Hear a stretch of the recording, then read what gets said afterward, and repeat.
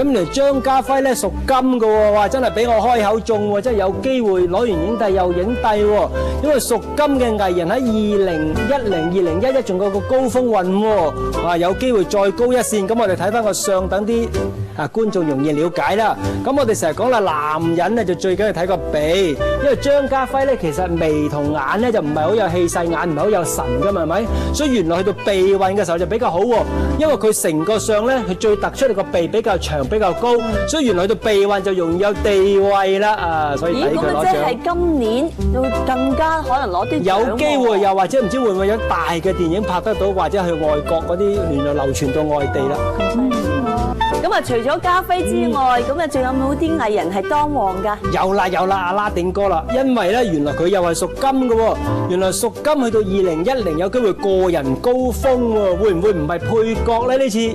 哇，可能男主角係啦，一個唔可以整個最佳男主角視帝喎，呢次做1011要努力少少啊，好大機會。原來屬羊嘅人去到今年咧就重桃花叫天喜桃花，咁天喜桃花係正桃花嚟嘅喎，唔係野桃花喎。正桃花咩意思咧？如果未結婚嘅咧，容易識到啲異性能夠發展落去嘅；結到婚嘅正桃花，尤其是演藝界喎，觀眾緣特別好，投票都容易投佢喎。尤其是啲評審見到個樣好順眼，投你啦，容易得獎喎。王菲喺07、08、09行貴人舒服懶運就懶咗3年，原來1011叫辛苦過人力量得財運喎。咁你聽到個名都知辛苦啦，係咪？咁但係如果你收入唔穩定，行辛苦過人力量得財運係做呢行最好嘅運嚟㗎，係代表多勞多得，仲要唔止喎，辛苦過人力量得財加權力地位提升，咁有機會名氣仲大啲喎，仲要唔止喎。睇埋個八字。咁原來王菲屬木嘅，咁原來去到2014、2015咧2年都係木嘅年，原來仲有個人高峰運。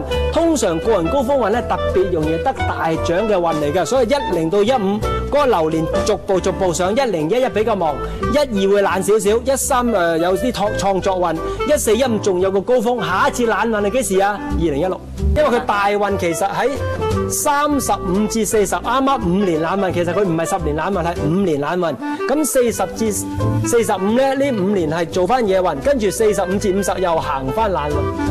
會唔會生仔咧？好想追個仔噃。生仔啊，咁可能要2011機會大啲喎，因為2011佢先沖太歲，先容易有 BB 喎。子生我要睇翻個命啦，如果唱快歌就唔好睇個相住啦，睇翻個命，原來佢又啱啱相反喎。嗱，有時啲人作錯歌俾佢啦。原來子生係食神格，食神咧謙虛溫和內向多情多愁善感。嗱，好多人唔知佢咁嘅性格喎，因為如果就咁睇佢個人咧就超級硬頸固執㗎。咁你以為個人硬頸固執就好硬朗係咪？原來硬頸固執嘅人原來都可以好溫柔嘅，所以硬頸得嚟溫柔。原來唱慢歌咧可以感情表露得拿捏得好好嘅，所以原來慢歌比較有出色有天才喎。額眉眼鼻啦，額唔係好靚，因為額嚟講有呢兩個釘，記唔記得啊？呢兩個釘，我又講啦，去到26、27有呢兩個釘嘅時候，運氣唔係幾好啦嘛。所以佢少年咧，雖然額比較飽滿，但係唔算闊咯，所以少年運冇咁好。反為眉運、眼運、鼻運比較靚喎，眉係好貼肉，眼有神，鼻梁係比較長。鼻梁長仲有乜嘢着數？記唔記得啊？女仔鼻梁高長直，嫁得好，係啦，容易嫁到好老公，有機會嫁入豪門，嗱都唔錯啦，係咪？咁啊，譬如喺電影方面咧，會唔會再攞獎咧？電影方面攞獎嚟講咧，因為佢個人高峰運咧就比較容易係6同7。佢如果06、07拍劇攞獎啲機會比較大。咁08、09就學新嘢嘅時候，10、11揾錢嘅時候喎，睇唔到攞獎喎，錢實際啲啦。朝偉同嘉玲先啦，因為我哋睇相睇人哋生唔生仔咧就難啲嘅，因為睇相容唔容易有 BB 咧就睇人中嘅喎，人中就係上唇呢條坑啦。深長闊就容易有仔女，淺短窄就比較難有仔女。咁啊，嘉玲嗰個人中咧都比較闊，不過唔算特別長啦。咁但係都係睇翻個八字穩陣啲啦。咁原來佢哋兩個咧，如果去到虎年冇 BB 咧，就真係難少少咯。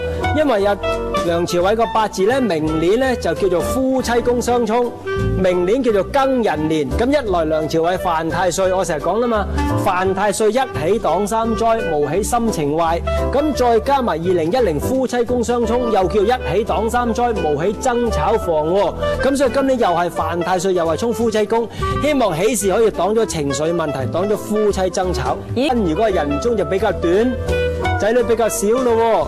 阿 Peter 個人中又好長咯喎，多仔公喎。咁會唔會揾第二個生啊？係咪？原來我哋成日兩公婆都係咁樣嘅，一個難有仔女，一個好多仔女就加加減減，就變成一個喜兩個子啦。咁啊睇翻個八字啦。阿君如個八字，君如個八字原來去到水嘅年比較容易有 BB。哎呀，2009水嘅年喎，因為2009比較容易有 BB。咁而家就嚟2009過晒啦，但未完噶喎。咁我成日講每年唔係即刻完噶嘛。原來2009去到4月5噶。哎呀，叫你老友4月5前勤力少少先得噃。哎呀，要兩個得閒先。咁我要睇下另一個。